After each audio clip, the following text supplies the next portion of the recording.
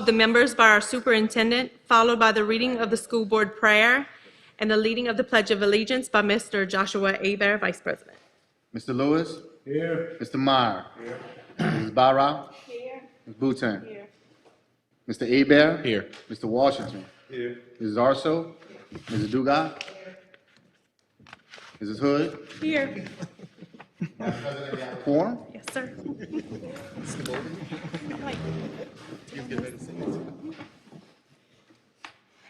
Dear Lord, it is a joy to witness the many milestones and celebrations taking place throughout our schools. As we move through this time of year, our hearts are especially drawn to our graduates.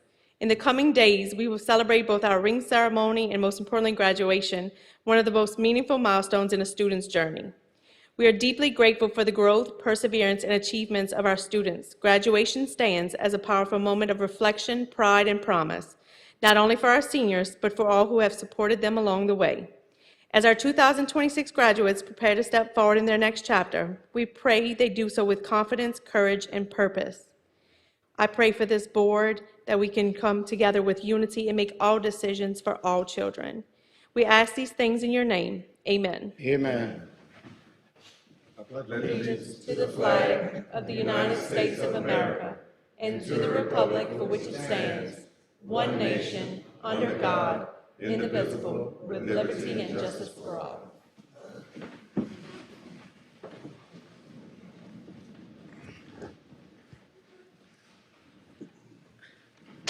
Two, agenda. We have to add an item to the agenda to accept the recommendation from Mr. Hebert to review and accept bringing through the Finance Committee recommendation to put onto the agenda. Help me out. Number 6? Yes, number 6. on the but budget. And it's going to be specifically to review and accept the recommendation of the Finance Committee. So you can just add it to the agenda. When it comes up under the regular agenda, we're going to take it up for consideration. We'll ask for public comment. And you all can take your motion from there. Get your motion to add it. Yes. So I need a motion to add it Yep. So moved. by Mr. Hebert, and Ms. Dugas is Public second. comment. Public comment You only have to do that. on the back side, yes. When Okay, you get to perfect. the item. So, all in favor? Aye. Any opposed? Okay, motion passes to add it. A, adoption of the agenda as it says. I need a motion. Moved by Ms. Orso and second by Mr. Washington. All in favor? Aye. Any opposed? 3, consent agenda.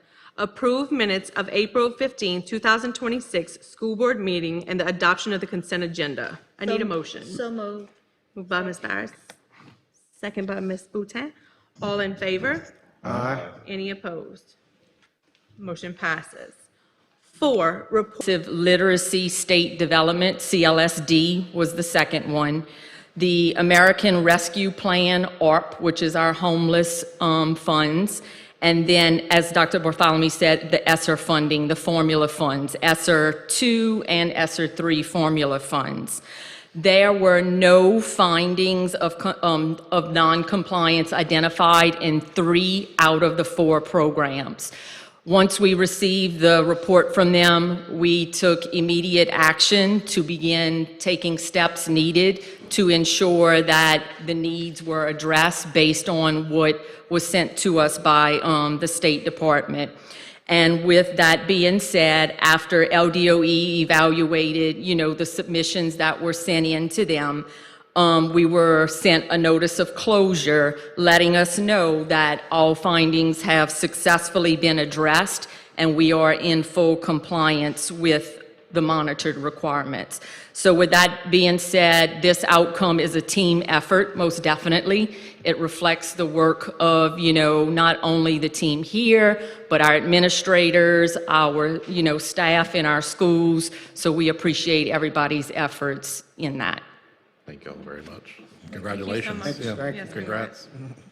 Very good.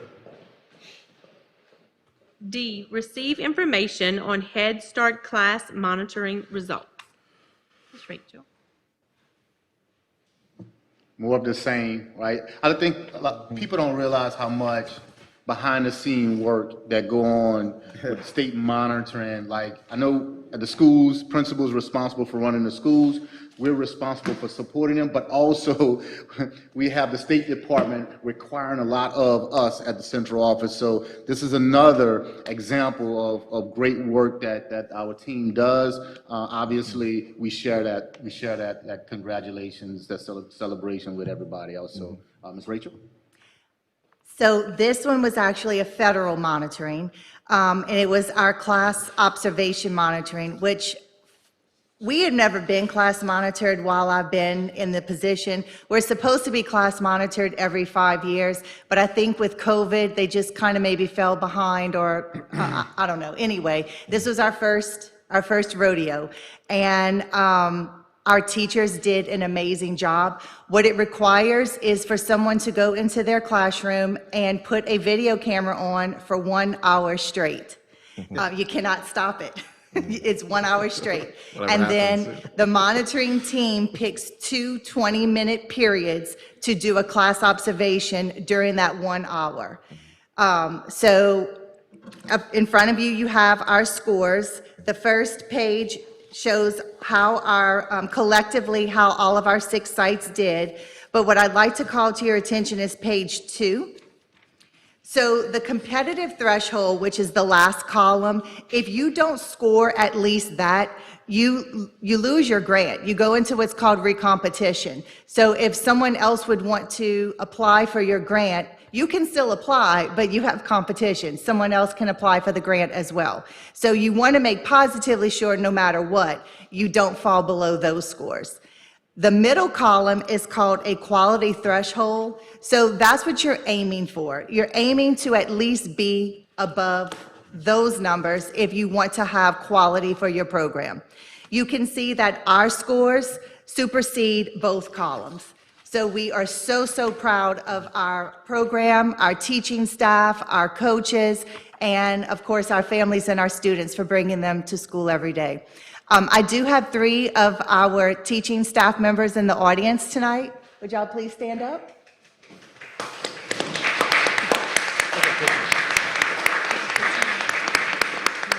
Ms. Shanda is the teacher in Pierreport. Ms. Kim is the lead teacher. We have 2 teachers in Napoleonville. She's the lead teacher in Napoleonville. And Ms. Mindy is a paraprofessional in her room. Can't say enough wonderful things about these ladies and all of the ladies who work in our program.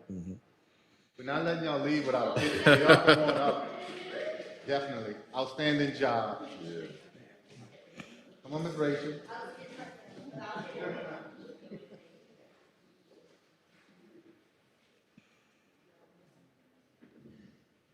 I know this is a big deal. I know. It is a big deal. Yeah, like, really.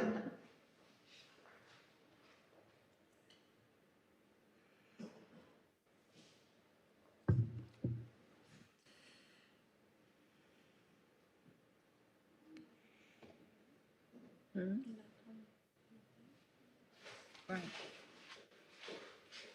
Now, I will say this. The day before Easter, I very foolishly checked my email, only to find out the last week of school, we're being comprehensive focus area 2 monitored. So stay tuned for more monitoring results.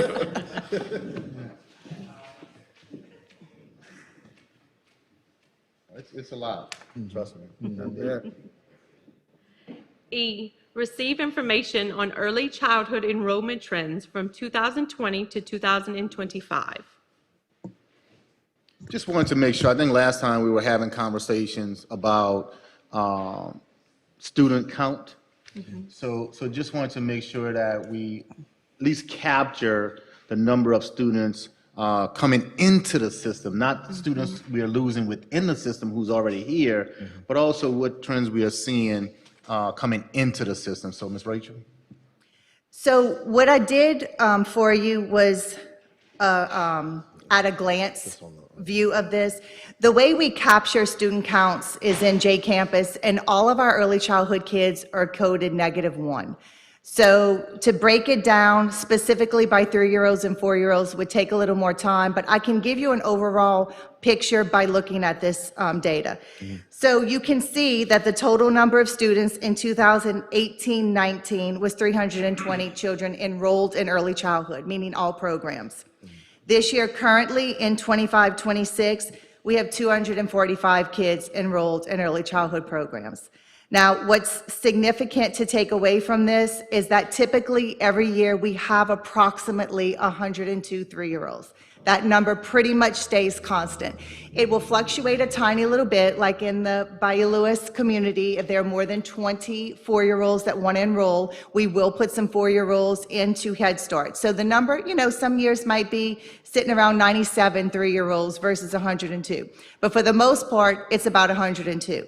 So that decrease in numbers from 18-19 to 25-26 means that that's a decrease in 4-year-olds. That's, losing about 74-year-olds coming into the system, which would be in kindergarten MFP dollars. So that's the significance of that. You'll also notice, like, for example, in the Belrose community, in 18-19, there were 70 students, which means we had 2 classes of preschool and 2 classes of Head Start.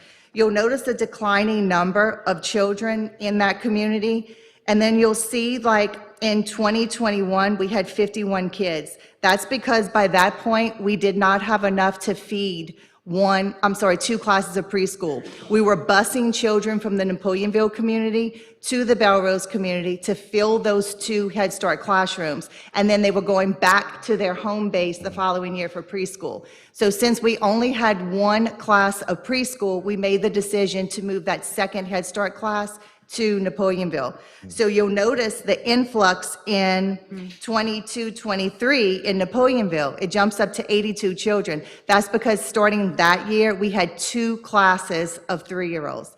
So moving from 22-23 to 25-26, those Napoleonville numbers includes 34-ish for 3-year-olds. Yep. So the moral of the story is we're taking in altogether fewer 4-year-olds, which means we're feeding into kindergarten fewer students. Thank you. Do y'all have any questions about the chart? Pretty straightforward, right? Okay, thank you. Don't go far. F, receive Head Start Director's Report. I said don't go far. She didn't hear you. So I ask that y'all start receiving this, similar to the way Ms. Brandy gives the personnel report. It's not really something that I have to present every month unless you would want me to. But this is just a general overview of the Head Start information. In the past, we've had a Google folder that we've shared that I've given y'all the information, or Mr. Josh or Mr. Honore relayed the information back to the board. But moving forward, especially once I'm not working anymore, it will probably make more sense to have this agenda item once a month. Don't you talk that mess. Don't you talk that mess. All right. Thank you, Ms. Latham. Go now. 5, policies, procedures, and resolutions. A, authorize the superintendent to advertise for the official journal for the 2026-2027 fiscal year. I need a motion. So moved. Moved by Ms. Orso and second by Ms. Andrea. All in favor? Aye. Any opposed? Motion passes.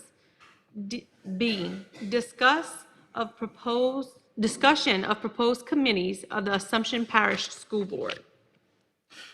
Thank you, Madam President. I asked for this to be added to the agenda. We spoke about this a couple of times recently.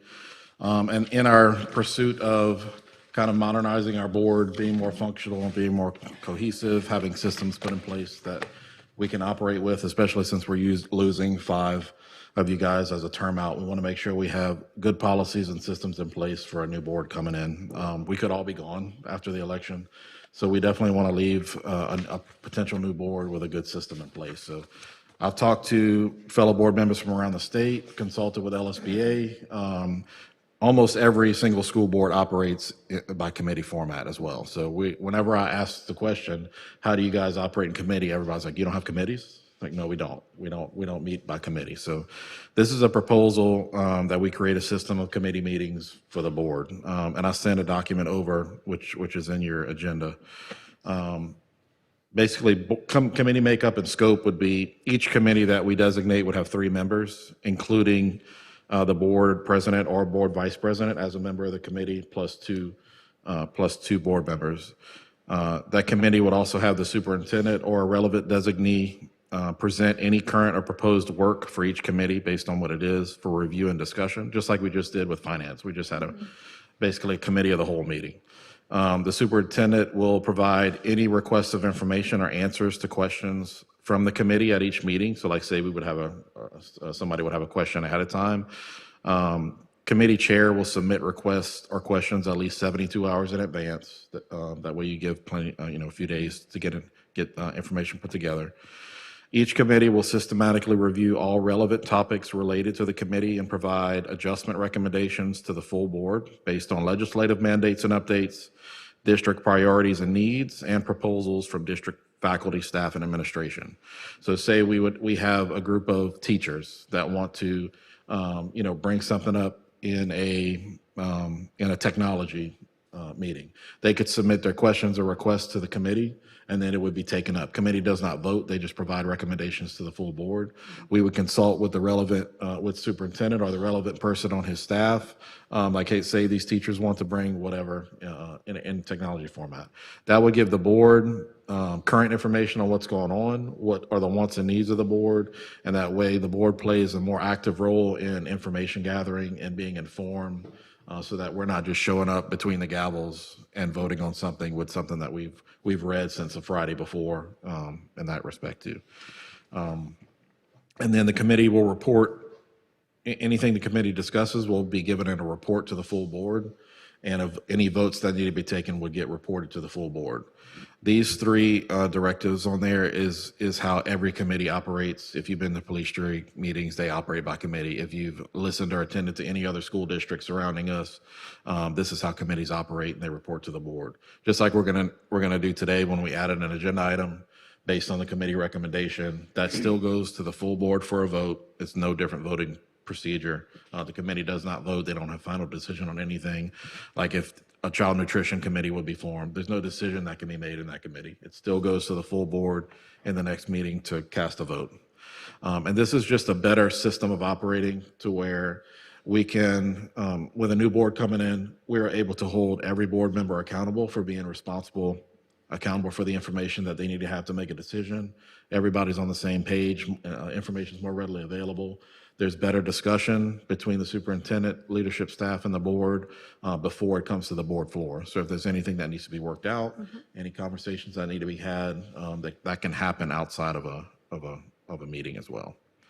I do have a list of, there are boards that have 20 committees. There are boards that have 2 committees. Right. So I kind of just proposed a list of committees relevant to where we are in our district, what we're focusing on right now, what needs to be focused on moving forward. So I put in proposed committees, budget and finance, policy, facilities and operations, technology, district visioning and strategic plan alignment, child nutrition, transportation, and student enrichment and opportunities. And then the proposed committee meetings, I just put a proposed committee meeting schedule through August. Every committee will not meet every month or every other week in the months. It just kind of depends on what's going on at that time of the year. If big things are coming up like our budget, we're voting on our budget very soon. So those budget and finance committee meetings will happen more frequently leading up to that. Towards the end of the year when we're looking at student, what am I trying to say? Rules and regulations, student conduct. Yeah, code of conduct. When we're looking towards the end of the year of reviewing code of conduct, better conversations could be had about that without having to come to a board meeting, waiting 2 weeks and waiting 2 weeks and waiting 2 weeks. We can go through that in committee with the relevant designee and a superintendent, and that committee might only meet once a year. I'll talk to Ascension Parish, a friend of mine that's on the board there. Their technology meets once a year.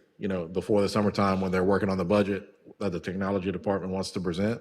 If they're ordering a whole bunch of new equipment, that gets talked about. And that gives the board a better place, better information, more consistent information, and a better relationship with admin, because we don't get to talk to you guys a whole lot. So it's just a good roundtable discussion on where you at, what do you need, what can we do to help? Because ultimately, we approve every single penny that can be spent. So, and that's essentially why boards operate by committee, because the meetings could last forever. And I feel like sometimes we don't dig into things that need to be dug into. We just go make a vote and adjourn the meeting. So I'm proposing that we operate this way moving forward. Obviously, we're not voting on this tonight. I just wanted to bring it up for information, but I would like your feedback. I sent this to Bambi and Dr. B, the proposal. So I will forward it to everybody. If you could please provide your notes, recommendations, comments, and questions, because I'd like to put this on the next agenda to seat these committees, and I'm going to consult with LSBA to draft a policy that we can vote on as well. So if you have questions in the meantime, please ask. And as soon as Dr. Pope with LSBA provides a template policy that we can use, I'll send that out with a recommendation that we can discuss as well. I thank you for bringing it up. Ms. Janet Pope and I had spoke as well. There are major discussions about having the committees and the understanding and the transparency with things. Of course, the board would get whatever the policy, whatever the committee, you would get the full information that met at that committee. Just like Mr. Joshua Hebert said, I love the fact, we'd love to hear from everybody, because everybody has a seat at the table. So please turn in any recommendations, any questions, I don't care for this, could we do this kind of conversations? Because if we have the conversation, then we can all agree to do what we need to do. So I appreciate it. Yeah, committee meetings are also public meetings, so there's no special, or secret committee meeting. It's a public meeting, just like a board meeting, so you would allow the public to be there to make comment if needed, and it's all published, and then that information gets transferred to the full board. I will say too, this is, another step for us to kind of modernize, but in Louisiana, we're going to lose, I think it was 47% of board members are termed out in the whole state. So a lot of boards are dealing with this right now too, with having, a majority of their seats being replaced on their board. So if you're doing what you need to do, you're reviewing your board policies and norms, your board code of conduct, all of your board practices and procedures should be reviewed this year to make sure that your current board, especially people that have been sitting here for 20 plus years, have input into that and leave a legacy behind of this is how we'd like our district to operate, especially with new seats in your seat, because you guys have been occupying and performing and caring about the district for so long. Dr. Pope has also discussed with, in that line with making sure your seats have a good legacy, making sure that board norms and protocols, policies and procedures are put in place and updated and kind of discussed. That way, if you have any new members, a majority of new members, we're going to have a whole new board, and it's even more because we'll have 5 new seats instead of maybe 1 new seat here in an election or 2 new seats here. So we want to make sure that everybody knows what they're held accountable for, what they're responsible for, what a public servant is expected to, how a public servant is expected to perform, ethical procedures, state statutes that we follow, and things like that. So that's all going to be coming up. And we all have discussed with LSBA on providing a workshop for any new elected official before they take office. That'll be kind of mandatory for them to come in, and they'll get, before they even sit for their first meeting, they'll be like, this is our board protocols, this is our policy and procedures, this is Robert's Rules of Order, this is the statutes that we follow, these are our departments, this is who is who. That way they don't come in blindsided. Yeah. Perfect. I appreciate it. Mr. B, I think that's what you spoke to us earlier about, bringing in the new board members early so you can sit with them and explain stuff to them. And Yes, ma'am, it's part of this process, so we're going to have, I'm calling it new board members onboarding training. I want to say I'm excited too, because I've seen more people announce that they're running around the parish too. So it's good to see people announcing now and giving an interest. Like I said, nobody on this is guaranteed to be up here again, depending on if you have somebody running against you or not. But anybody that's running, reach out to the seat, especially if you're in a seat that's termed out, reach out to your board member in that seat to ask any questions and get any advice or things like that. And then anybody who is running again, I'm more than happy to talk to anybody and answer questions on, the fire hose that you drink from whenever you first get on a board in public I service. So, promise you, I will give her good information. yeah. Each election, Janet Pope normally give what they call a new school board member, session 101. And pretty much she will give them the do's and don'ts, which I think, Dr. B and the rest of you four guys are gonna be left behind. Gonna have to pretty much do that for 5 new guys coming on. But, and you need to do that particularly because like, a lot of them think when they get on the board, they got this much power. You don't know that you can't go out there and attack one of those school personnel and stuff like that. You gotta attack him, but don't mess with those people back there. Policy procedure. I'm throwing it out there and I'm lammed up. Mike Yeah. might be a busy man. Yeah, so that's pretty good there, Josh. And again, we always have these conversations whenever we get with board members. That's part of networking, we get to find out what they do, what we do and stuff like that, and see what we can do to improve our district. So y'all gonna be busy, man. Like I said, you got my phone number, don't hesitate to call. And Mr. Honorable, the training that we're talking about is very specific to Assumption Parish. So I know Dr. Pope does like for entire state, but it's gonna be very intimate. It's gonna be very, with my team is gonna be there. We're gonna have a nice, good conversation around how Assumption Parish School System operates, along with roles and responsibilities of a board member. So I think it's gonna be really, really nice. But nice setting that they get to meet everybody, all of the team members, as well as the protocols as far as board is concerned. Yes, indeed. I think that's a good idea, because when you first get on this board, I know for me, a lot of the public wanted me to do certain things that I couldn't do. And, as a board member, you need to be aware of what you can and can't do. Because if you come on the board and you think, like Mr. Honoré said, you got all of this power, you're coming on here with the wrong idea. So, I do Things think have- that's a good idea. Yeah, things have changed Yes. so much, so And the more information, the better. That is the hardest thing for your constituents to understand. And they thinking that, oh, I elected you, I put you there, and now you got to go in and take care of these issues here for me. Always remember one thing that, if you can't give them a direct answer, you can show them where to get that answer from. And that's the main thing, Chain of command. Indeed. You'll learn that. Yeah. Yeah. Okay, let's move on to budget. A, receive information on adopting current millage rates. Ms. Thibodeau. Good evening. I'm just going to read the memorandum that's going to go out. The Assumption Parish School Board will hold a public meeting on Wednesday, May 20th, 2026 at 6 p.m. at the Assumption Parish Media Center, 4895 Highway 308, Napoleonville, Louisiana, 70390, to levy the millage rates for the 2026 tax year. The current millages totaling 39.39 mills will be adopted upon a favorable vote. The current millages anticipate a revenue totaling $9,446,998.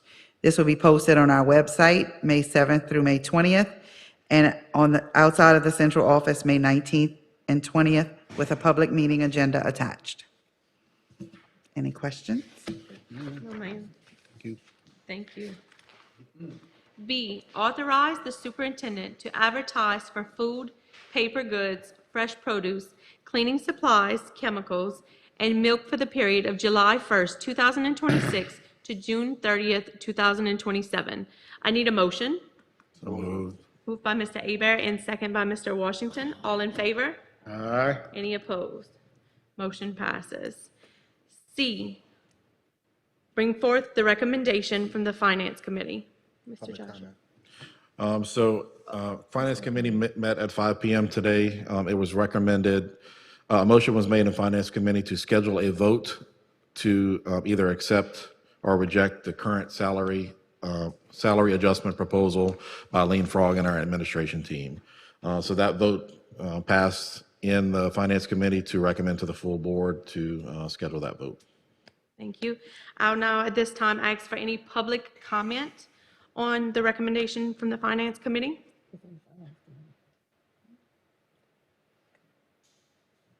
Any public comments?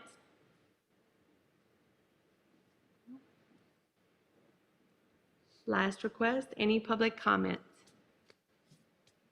Okay, we'll bring this forward to a vote. After, I need a motion. So moved. By Ms. Farris, second by Mr. Abear. All in favor? Aye. Any opposed? Motion passes. C, Facilities and Grounds.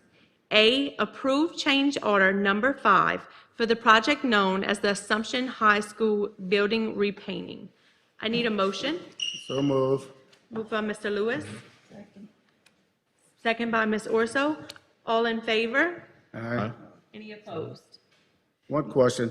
Is this the area when you're going out the back of the gym, that covered area right there, right above your head? Want to talk a little bit about what we're trying to do here? Give you, and why? yeah. As you all know, you've seen, we've recoded the gym.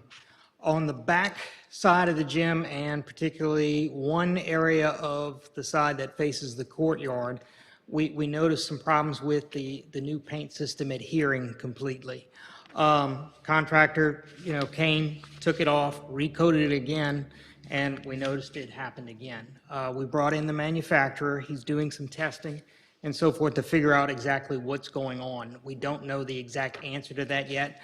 However, the contractor in this particular case, and I know I come up here enough times and tell you that the contractor doesn't step up to the plate, but in this case, he said, look, it's our responsibility regardless. So what he is proposing is to come in and actually install metal panels, new corrugated metal, Kynar-coated metal panels over these sections, which if you look at the gym, that's actually been done in the past over some window areas and so forth. This would be a fix, a final fix to it, because we wouldn't be worried about the coating system. He is still going to pursue what exactly is happening, because we don't want this to reoccur. However, he would be bearing all expense for installing these panels and so forth, and we are getting with the manufacturer of the panels as far as the installation, the proper installation and so forth. All warranties and so forth would stay in place. There is no cost to the district. So we are recommending moving forward with this change order. Joseph, real quick, the panels will go on top of like what is that? That's like a. There's a flat, if you look at the gym, and I realize when you look at it, there's different substrates. There's about 5 different substrates on that gym. This particular, you have flat, there are some flat, what's called metal box panels that are on the upper sections of these sides, particularly visible across the rear or the side that faces the teacher's parking lot. So what we're proposing to do is simply, we're gonna put in what's called a J channel at the top, Right. and another flashing at the bottom, and then an underlayment, because we don't want to go metal to metal. Yeah. But we're going to put an underlayment in there, and then screw the new metal panels to the old ones, and then caulk and seal the whole thing. The finished product, when you look at it, you're going to see a new metal wall, and it'll be Kynar coated. It's a factory baked on finish at that point. But we are color coding it to the same color that it was proposed to be painted. So we're not gonna have metal on metal, which will cause that. No, sir. Kinda like corrosion and stuff like that. No, Put sir. something in between there and secure that. so it Correct, doesn't- correct. We have an underlayment that's going to go between those layers. Okay. And I was a part of the meeting and the conversation. I really appreciate Narcan Painting because they did step up. They came in and said, look, we're gonna make you all whole. We're gonna make this right. Whatever they needed to do. So I really appreciate, just like you say, you don't hear that too often from contractors.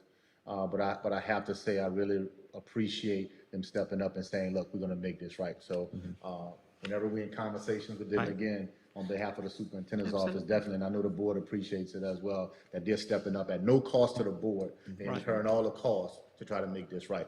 Because it's an issue with the painting, I don't know what's Right. going on there. Right. But they're gonna make it right. And look, Just let them know, thank you for that. the paint company, in this particular case, Stenemic, they're not backing away either. They're also, they want to know what's, they've come out, they've sent people out, we've cut sections off. We are testing it. We want to know what's going on. As the painter put it in that meeting, he's been doing this for 30 years. I've been doing this for 30 years. I've got to say, this is a new one. We can find a cause or a reason. We just don't have that, and it's not to say we're not going to find that answer. We don't have it, and in our eyes and the contractor's eyes, that's not your responsibility. We're going to do our investigation, but in the meantime, we're going to make you whole. Yep. Perfect. Thank you. I Thank you, appreciate that. Joseph. Yep. Thank you. Thank Very you. much so. So all in favor? Aye. Any opposed? Passes.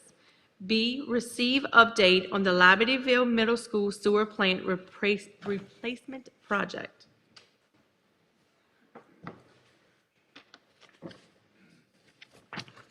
I apologize for others not showing up. I'm here to give an update. I'm sorry, my name's Robert Utley, mechanical engineer with Castanos Goodwin Utley Engineers. I'm here to give you an update on what's going on with the Labadieville, soon-to-be elementary school, and sewer plant. We have had some contentious, and I guess that's why y'all asked me to come up here, some contentious emails back and forth concerning some things at the site.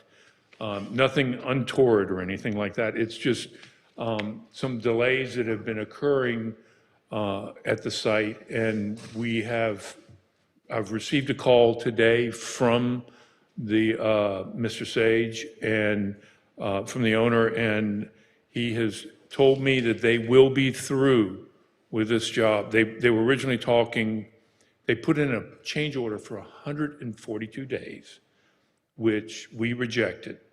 But I've been told today, just about an hour before I left for this meeting, he apologized that he could not make it here. He had something else that was there. He didn't explain what it was.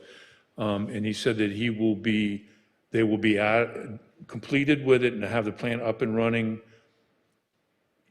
It'd be iffy if they could get it by the end of this month, but he said absolutely completely done by late June, which is a considerable change from 142 days, which was totally ridiculous, and we wouldn't accept that.